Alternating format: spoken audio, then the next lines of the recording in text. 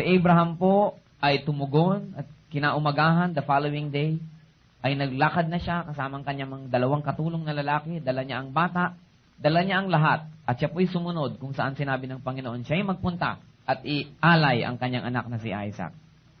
At nung papatslangin na lamang po ni Abraham ang kanyang anak, papatayin para sunugin doon sa ibabaw ng siga, nakita ng Panginoon ang katapatan ng kanyang pananampalataya. At siya po'y pinigil ng isang anghel at sinabing, huwag mong patayin ang bata. Nalaman na ng Panginoon ang iyong katapatan. At sa paggatunghay po ni Abraham ay nakita niya na may isa pong hayop na ang kanya pong sungay ay nasilo ng mga tinik. At kung kaya po, yun ang kanyang hinuli at yun ang kanyang inoffer as a burnt offering to the Lord our God. Kung kaya po, sinabi, the Lord asked for the offering, and then the Lord provided the offering.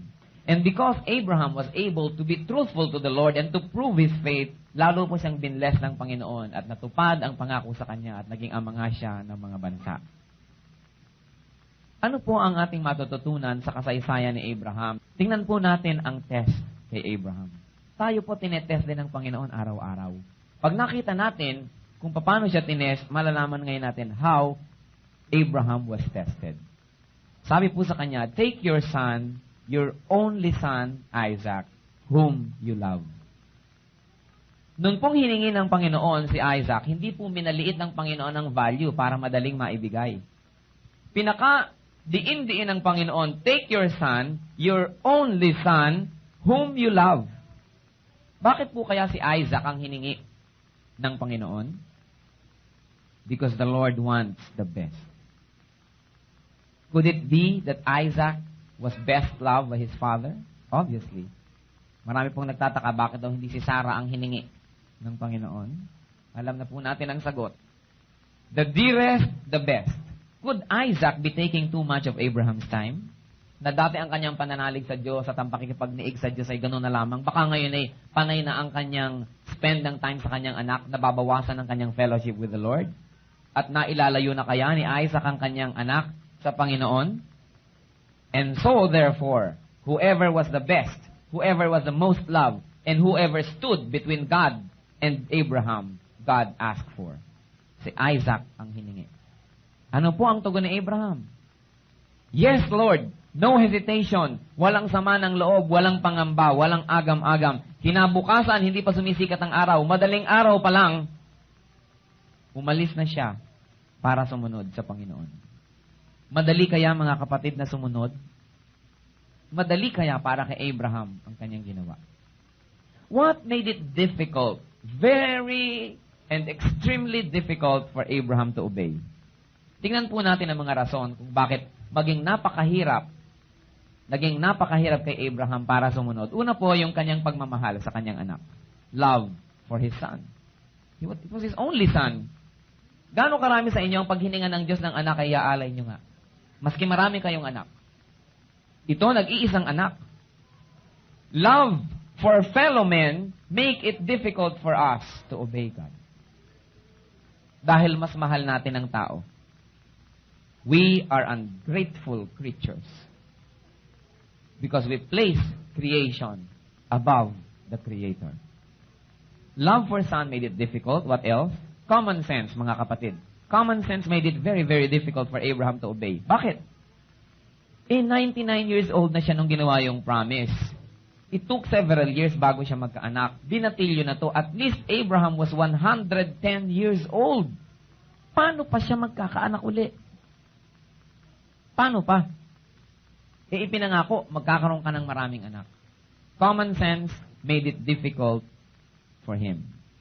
There is another difficulty, mga kapatid. The difficult journey of an old man. Matanda na yung tao, 110 years old. Sinabi ng Panginoon, dalhin mo ang iyong anak, i-offer mo sa bundok, kung saan ko sasabihin sa'yo. Alam niyo po, 3 araw siya naglakad. At nung 4 araw, nakita niya po ang ituktok ng bundok. Wala pa siya doon. Wala naman siyang sinakyan na bullet train. Wala naman siyang sinakyan na taxi. Nilakad lamang po niya ito in his advanced years. Na-imagine niyo ang kanyang paa na tumatama sa mga matutulis na bato, natatapilok. At dala po niya, mga kapatid, ang apoy, wala pang posporo ng araw. Pag sinabi na offer of burnt offering, let's say sa Tarlac, Dala mo ang apoy mula dito patungong Tarlac at ang lahat ng fuel na kailangan mo para huwag mamatay ang apoy na yon dahil wala namang lighter, walang posporo. Dala po ang apoy. At dala ang panggatong. Nakita niyo yung ilang, nakita niyo po yung desert, wala kayong makikitang panggatong. Ganyan ang lugar na yon. Kaya pati panggatong dala. Biruin niyo naman yan, i-offer na nga ang anak. Maglalakad pa. Dala pa ang panggatong. Dala pa ang apoy. And besides, he had 3 days to change his mind. Gano'ng karami sa atin ang pag sinabi natin, sige Panginoon, susunod ako. Tapos maya-maya, ay napasubo yata ako. Binigyan ka lang ng 1 oras, nagbago ng isip. He had 3 days to change his mind. And it was difficult. Mabuti sana, dalian na nang matapos na. 3 araw. Na yung bata kasama mo, pinapakain mo, magluluto kayo para kayo nagpipiknik pag inabot ng gutom. Walang kamalay-malay yung bata, siya palang i-offer mo. Kaya ba ng dibdib nyo yan, mga kapatid? Another reason that made it difficult to obey God was the issue of murder. Imagine, papatay siya. Genesis 9:5-6, ipinagbawal na po ang pagpatay. Sabi niya, ano ba to? Ano maklaseng Diyos to? Bakit ganito? At alam niyo mga kapatid, merong isang napakalaking factor why it was so difficult for Abraham to obey God and offer Isaac. Alam niyo po yon? What will Sarah say? Anong sasabihin nitong ina? Kung pagbalik ko, wala na yung anak at na-i-offer ko na pala dun sa ibabaw ng bundok? Ano ang sasabihin ni Sarah? Napakahirap po yan na ang inyong kapartner sa buhay ay hindi agree sa inyo sa inyong gagawin. At ang anak ninyo ang i-offer? Siguro World War III. What will Sarah say? May mga iba nga diyang asawa, disiplinahin lang ng kanilang asawa yung anak, nagkakagalit sila. Ito pa, i-offer? What will Sarah say? Ang kasaysayan po ni Abraham, mga kapatid, ay merong message sa atin. Sa atin ngayon, what makes obedience very difficult? Hindi po nagbago ang sitwasyon. Libu-libong taon ang dumaan. Ang Diyos ay pareho pa rin at ang tao ay pareho pa rin. What makes it difficult for you, brother and sister, and for me, for all of us to obey God? Hindi ba ang ating pagmamahal sa ating kapwa-tao? Love for your son, for your daughter, love for your husband or wife, for your mother, for your father, for your auntie, for your aunt, love for your boyfriend, for your girlfriend, makes it difficult to obey God. Abraham taught us one great lesson. Put God first. Huwag bayaan na ang pagmamahal natin sa kapwa-tao maging dahilan para huwag tayong sumunod sa Diyos. Lalo ko ang taong yan ay pumipigil-pigil sa ating paglago. Pumipigil-pigil na tayong makakilala sa Panginoon. Don't allow any creature to stop you from going to the Creator. And yet, now, it is difficult to obey God dahil sa pagmamahal sa kapwa-tao. Marami sa ating mga kababaihan, ang mga boyfriend nila ayaw, magpapastor ito, ayaw ko na, lilipat na ako ng ibang boyfriend. Dahil baka hindi na ako makabili ng rice cooker. Baka hindi na ako makakain ng masasarap. May mga pangamba, ayaw ibigay. Dahil common sense tells them na, mahirap sa ministry. Huwag na lang tayong sumunod. Bayaan mo na yung iba. Isusupport natin sila, pero huwag ikaw. Common sense makes it very difficult to obey God. The doctrine of giving is the word from God. And we are at no liberty to be God's editors and censors. We present the Word of God the way He wants it presented. And so we teach tithing. We teach giving to the church. Hindi natin yan teaching. It's the teaching of the Lord. It is our obligation to teach it. Alam niyo po, maraming mga leaders, maraming mga teachers, they hesitant na i-touch po ang topic na ito. Pero para po sa atin, sino tayo para mamili kung alin ang ituturo at hindi? Lahat ng sinabi ng Panginoon, ituturo natin. And one of that is giving. Sabi ni Baay, sabi ko na nga ba itong Bible study na ito, racket. Sabi ko na nga ba, negosyo yung mga relihiyon. Hindi po tayo nagne-negosyo. But God teaches us to give to the church so that the church could survive, the church could march triumphantly and win souls. Kung wala pong gasolina, hindi aandar. Kaya kailangan ang mga tao, ang mga anak ng Diyos, sila ang nagsusupport sa gawain ng Panginoon. Sasabihin ng iba, common sense, magta-tithe ako? Itong ang aking kitang to, kulang pa? Magta-tithe pa ako? Common sense tells me that I cannot do it. Alam niyo po yung common sense, pag sinunod natin, hindi tayo magtatagumpay. God is more intelligent than our common sense. And God, in His infinite wisdom, decreed that we must tithe. Kaya nga sabi na ng Panginoon, subukin ang kanyang katapatan kung hindi niya bubuksan ang pinto ng langit at ibuhos sa atin ang napakaraming biyaya na hindi magkasya. Ano, magba-Bible study pa ako? Pagod na nga ako mag-office araw-araw. Tama na yung sa Sunday. Ano, may Sunday school pa? Ang aga naman, linggo na lang ako nakakagising ng tanghali. Tama na yung worship. Common sense naman, syempre, kailangan natin magpahinga. Alam niyo, yung common sense laging ginagamit kung saan nagagamitin natin yan to obey God. But don't use your sense that God put there in our bodies para natin labanan ang God sense. God sense is superior, infinitely superior to common sense.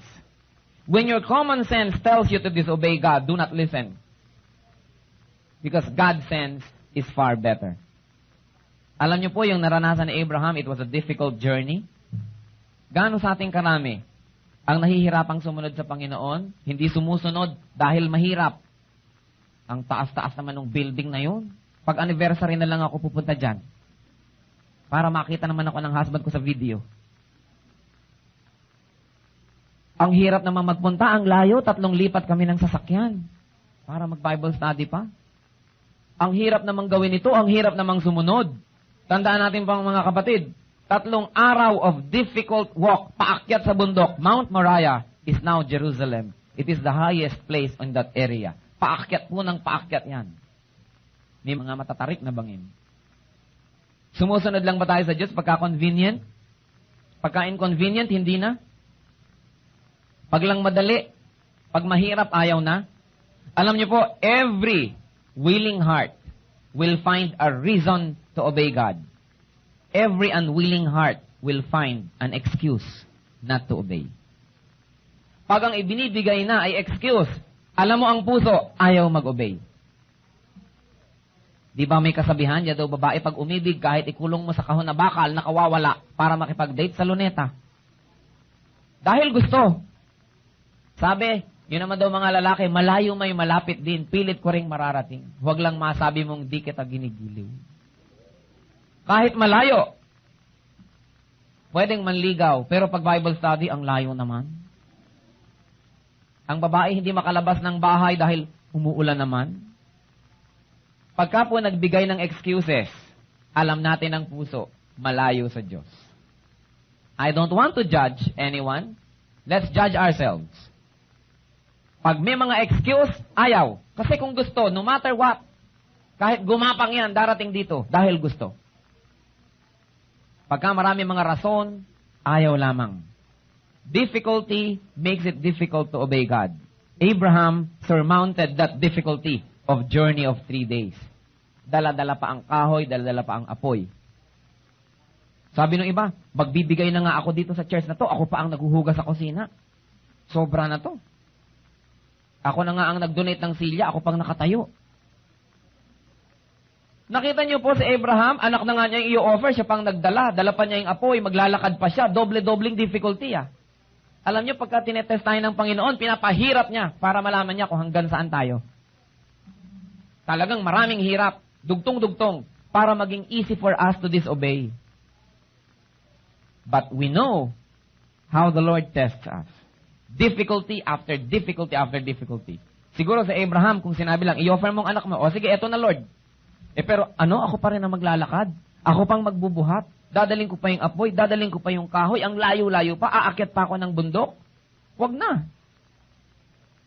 Many of us are willing to suffer for God, pero may limit. Hanggang dito ka lang, Diyos.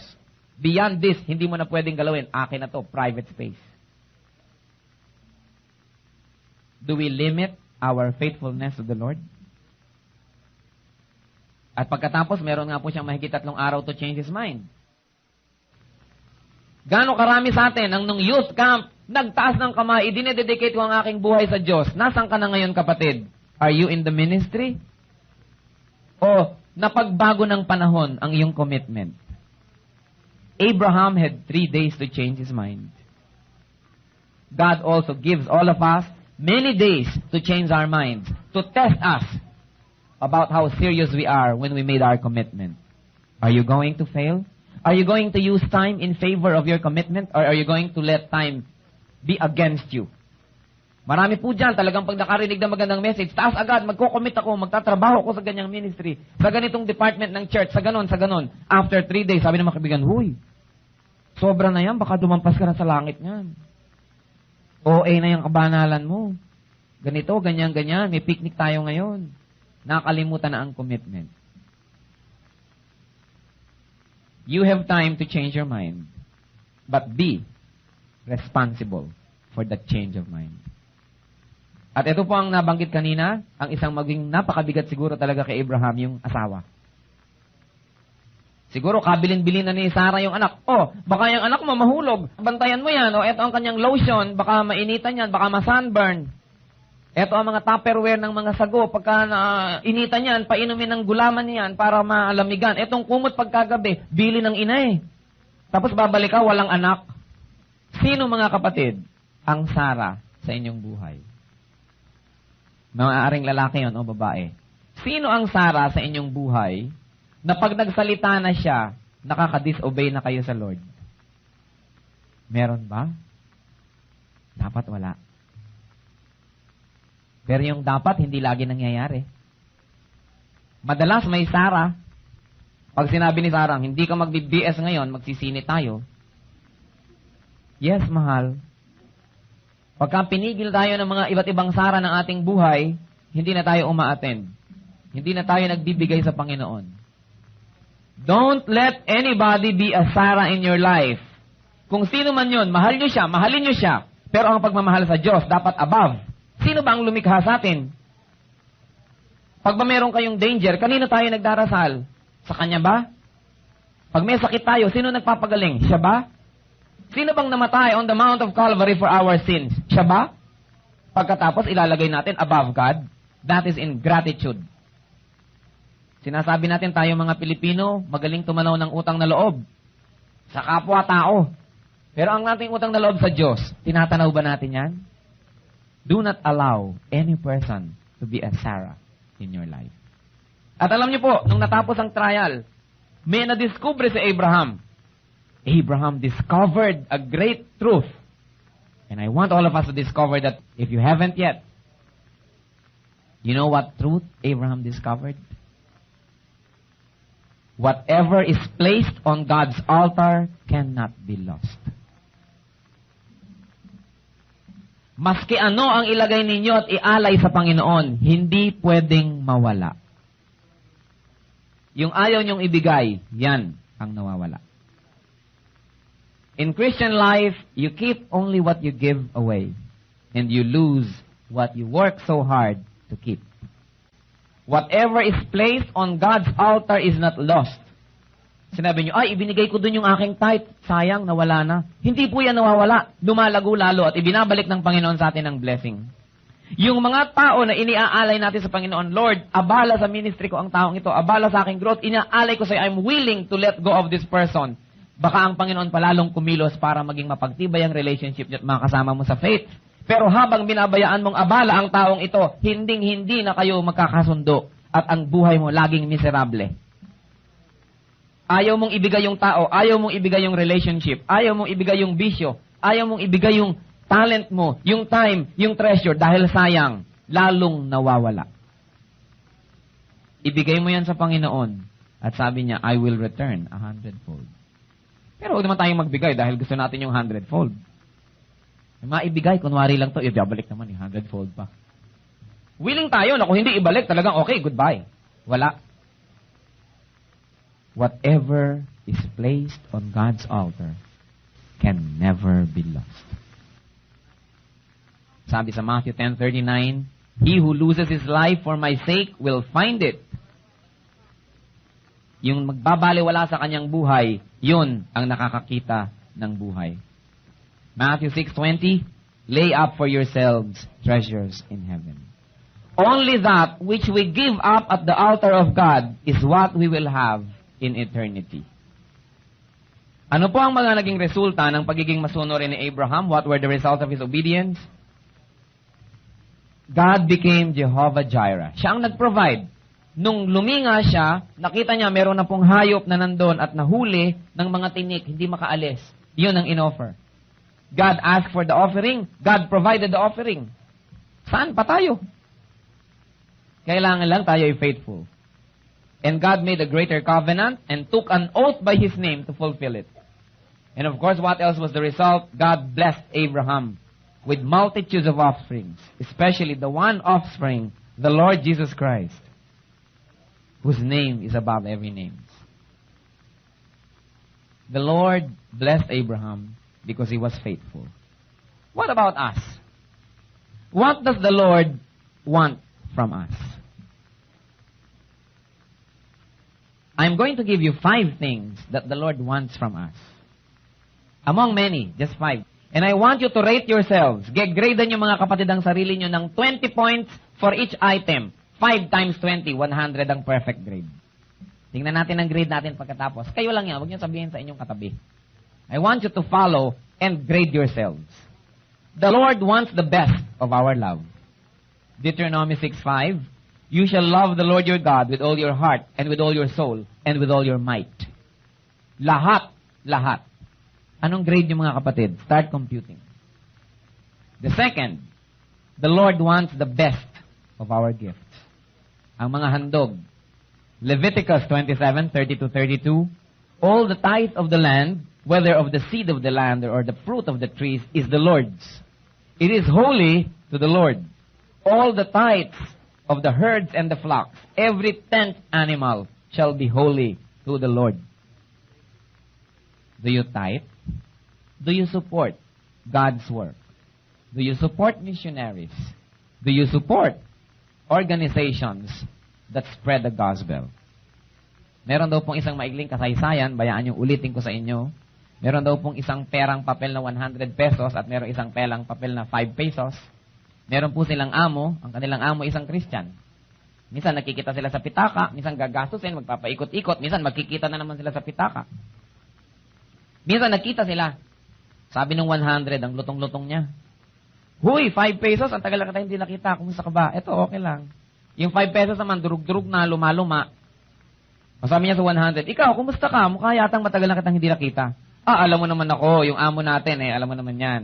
Lagi niya ako, tsaka yung mga kasama ko pang 100 bills, lagi niya kaming dinadala kung saan-saan. Saan-saan naman kayo dinadala? Nadadala kami sa mga cash register ng Rustans, sa mga cash register ng mga, aerobics classes, sa mga cash register ng mga restaurants, lahat ng mga mahal, yung mga class, diyan kami nagpupunta. Diyan kami dinadala ng ating amo. Sabi niya. Ikaw naman 5 pesos, saan ka naman nagpupunta ba? Sabi ni 5 pesos, the same boring place. Saan nga? Alam mo naman yung amo natin Christian, okay, punta doon sa basket. Bakit nga ba yung mga Christian, yung mga malulutong na dadaanin, ibinibigay kung kani-kaninong establishmento at sa church na lang mga barya-barya dyan. Sana hindi ito totoo sa ating buhay. Malakay 3:10, sabi, will man rob God? And yet you are robbing me, the whole nation of you, because you are not giving me your tithes. Sabi ng Panginoon. Rate yourself, that's our second. Ilang points na ba ang inyong kinikita mga kapatid? Number 3, the Lord wants the best of our labors. Matthew 19:27 and 28. Then Peter said in reply, Lo, we have left everything and followed you. What then shall we have? And the Lord said, everyone who has left houses or brothers or sisters or father or mother or children or lands for my name's sake will receive 100-fold and inherit eternal life. Huwag po kayong magmadali na iwan ng inyong mga kamag-anak sa pagsunod sa Panginoon. Mas magandang kasama natin at dala natin. Ano pong sinasabi? Kung talagang abala and it is hopeless, dapat alam natin kung sinong uunahin. Kung minsan may kapatid tayong nagtampo dahil na born again na tayo, mukmuk ng mukmuk yung kapatid ko, hindi na ako kinakausap. Ayaw mo pa ba ng kapalit? Eto halos 200 kapatid ang kapalit. Kaya sabi niya, I will return 100-fold. Kung minsan itinakwil ka ng iyong ninang dahil naging born again, ayaw mo pa bang ninang tong ubod ng daming ito na bilang kapalit? Pero hindi natin sinasabing talikuran natin sila. Dapat gawin natin lahat ng magagawa para makasama natin sa faith. Pero alam mo naman kung kailan dapat na medyo mag-dedicate ka na at tigilan na ang kapipilit kung talagang napakabigat. Sabi, blessed are you when you put God first. So the Lord wants the best of our labors and the best of our relationships. How do you rate? Sa third point. We have a fourth item. The Lord wants the best of our loyalty. Luke 9:23 and 24. And he said to all, if any man would come after me, let him deny himself and take up his cross daily and follow me. For whoever will save his life will lose it, and whoever loses his life for my sake will save it. How loyal are we to God? How much do we deny ourselves? Alam niyo po, may mga alam ako, mga estudyante, kumisa nag-i-skip ng isang merienda para makapag-donate sa isang missionary work. May mga pamilya akong alam na kumisan merong day sila na ang simple-simple ng kinakain. Kasi yung masisave nila, i-dinodonate nila sa isang Christian organization. How much do we deny ourselves for the sake of the work of the ministry? Rate yourself, mga kapatid. That's the fourth item. By now, kung nakaka-perfect score kayo, dapat 80 na. Do we treat God as God? Kung sabi natin, Lord, God, pero hindi naman siya ang nasusunod sa ating buhay, tayo naman. That is hypocrisy. Sinabi ng Lord, turn right, ipinipilit mo, Lord, turn left na lang. Sinabi ng Lord, stop, sabi mo, Lord, slow down na lang, huwag naman stop. Sinabi niyang go, sabi mo, mamaya na lang. Tapos ang lakas ng loob mo sabihin, Lord, Lord. That's hypocrisy. If you don't obey God, you are Lord of your life. How do we treat God? Do we treat God as a disposable healer? Pag lang may sakit ka, tsaka mo naaalala. Disposable provider, pagka lang may need ka, tsaka mo naaalala. Pag meron na uling na i-provide, nakakalimutan na ang Diyos. There is a second truth that I want to leave. The first was, nothing that is placed on God's altar can be lost. There's a second truth. And this is very true. Most of us never get God's best in our lives simply because we do not give Him our best. Hindi naman best natin ang ibinibigay. Hanap ka ng hanap na ibigay sa'yo ni Lord best. Deserve before you desire. Give God your best before you ask Him for the best that He can give you. And this is the fifth item that I want you to rate yourself, mga kapatid. Who or what is the Isaac of your life? Are you willing to put that Isaac second to the Lord? God is asking you to surrender, to offer your Isaac. Matthew 10:37 and 38. He who loves father or mother more than me is not worthy of me. And he who loves son or daughter more than me is not worthy of me. And he who does not take his cross and follow me is not worthy of me. He who loves a person, a thing, an idea, a habit, a belief, a position, whatever it is, more than God, is not worthy of God. Are you willing to submit your Isaac in God's altar? Rate yourself and total your score. Between you and the Lord, you know your score. What does the Lord want from us? The Lord wants our 3 T's. Time, talent, and treasure. Quality time. Hindi yung aantok-antok ka na at saka mo ibibigay sa Panginoon ng pag-aaral, edi wala ka na talaga ng pag-aralan. Kung kailan ka pagod na, matutulog na lang tsaka magpe-pray, kaya nakakatulugan ng prayer. Quality time. And prompt time, hindi pa huli-huli. Lagi nating inuulit yan dito. When the Lord of Lords, ang ating ka-appointment, we must arrive on time. If we are decent before the Lord, if we are decent Christians, don't come late. Kung kayo choir, come on time for your practice. Kayo yung mga teachers, come before the class so you can prepare your class. Members kayo, come before the time so that you can help. May practice kayo ng mga singers, come on time and don't be late. If you are decent and self-respecting, don't make it a habit to be late. You are making the King of Kings wait. How dare us?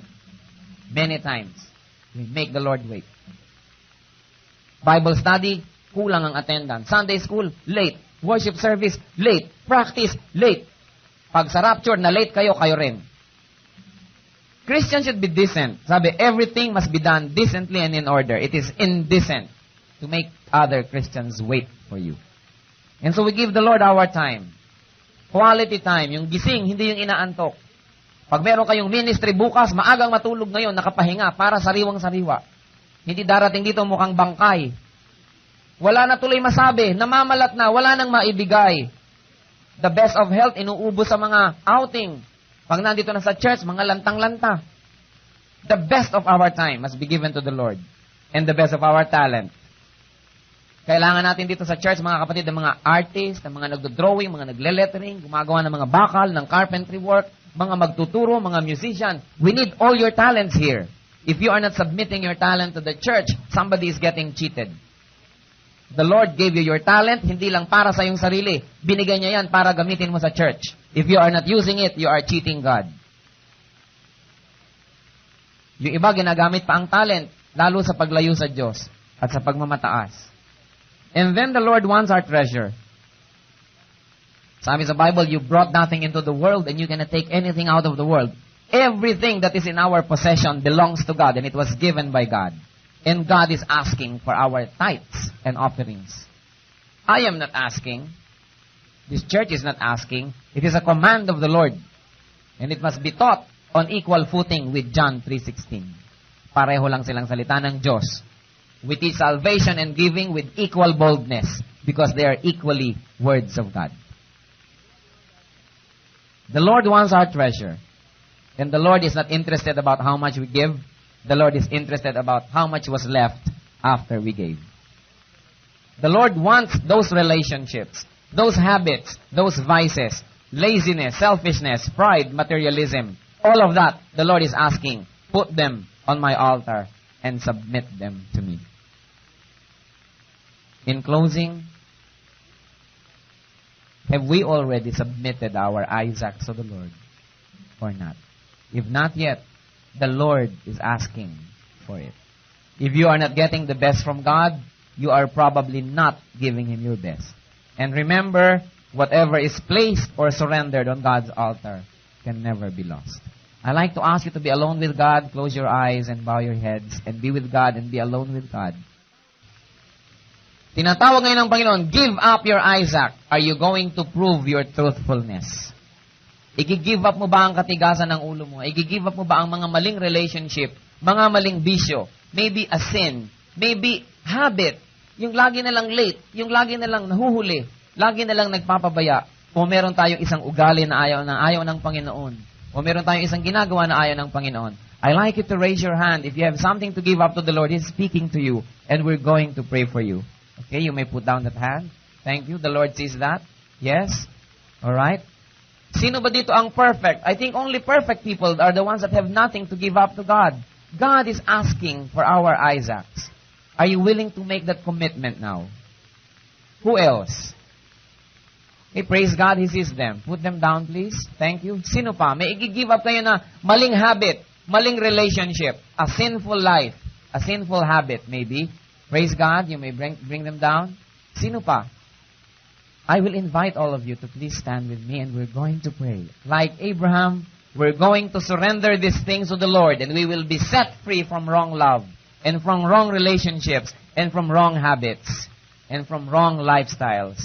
Let's submit them to the Lord and I'm sure that the Lord is going to honor this commitment. Aming Ama, salamat po sa iyong pangungusap sa puso ng bawat isa. Alam mo, aming Ama, ang i-give up ng bawat isang nagtaas ng kamay. Maaring ito ay maling ugali. Maaring ito ay maling relationship. Maling mga asal, mga habits. Panginoon, maaring ito ay pagkukulang sa paglilingkod sa iyo, pagdaramot sa iyo, Panginoon, ng time, ng talent, ng treasure, na bagay na hindi kalugod-lugod sa iyo. Alam mo, Panginoon, ang bawat isang puso na narito ngayon. Tanggapin mo, Lord, ang i-give up na ito. Accept all of this that are being given up at your altar. May this be offerings acceptable to you, O Father. May this be pleasant, acceptable, and perfect.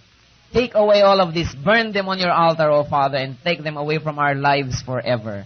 Set these children of yours free from whatever they have given up, so that they may be used mightily by you and by your power for the furtherance of your kingdom. And Father, if there's anybody here now who is not yet a born-again Christian, meron kaming kasama, Panginoon, na hindi pa tumatanggap sa iyo, hindi pa nakakakilala sa iyo ng lubusan as a person, at hindi pa nag-give up ng kanilang nakaraan, kasalukuyan at kinabukasan, Panginoon, kumilos ang iyong Holy Spirit right now and set these people free from ignorance. Set everyone free from the hold of the false and let your truth liberate everybody. Mga kapatid, kung meron sa inyo na hindi pa nakakakilala sa Panginoon, kung hindi pa nagsusuko ng inyong buhay, hindi nyo pa tinatanggap personally ang Panginoon Jesucristo as Lord and Savior of your life, this is the time to accept Him. Ask Him into your life. Humingi ka, kapatid, ng tawad sa iyong mga kasalanan, buksan mo ang iyong puso, and welcome Christ in your life as Savior and as Lord, and be committed to obey Him all the days of your life. We have led sinful lives in the past, and those sins never made us happy. Those sins always left us guilty and empty. This is the time to give them up and have a brand new life. Mga kapatid, in a minute of silence, yung may mga i-give up sa Panginoon, be alone with God and give them up in a personal prayer. At yung mga gustong tumanggap sa Panginoon ngayon as Savior and Lord, makipag-usap kayo sa Kanya, siya'y nakikinig, kumakatok siya sa pintuan ng inyong puso. Papasukin ng Panginoong Jesucristo as Savior and Lord and be part of His great family. In a minute of silence,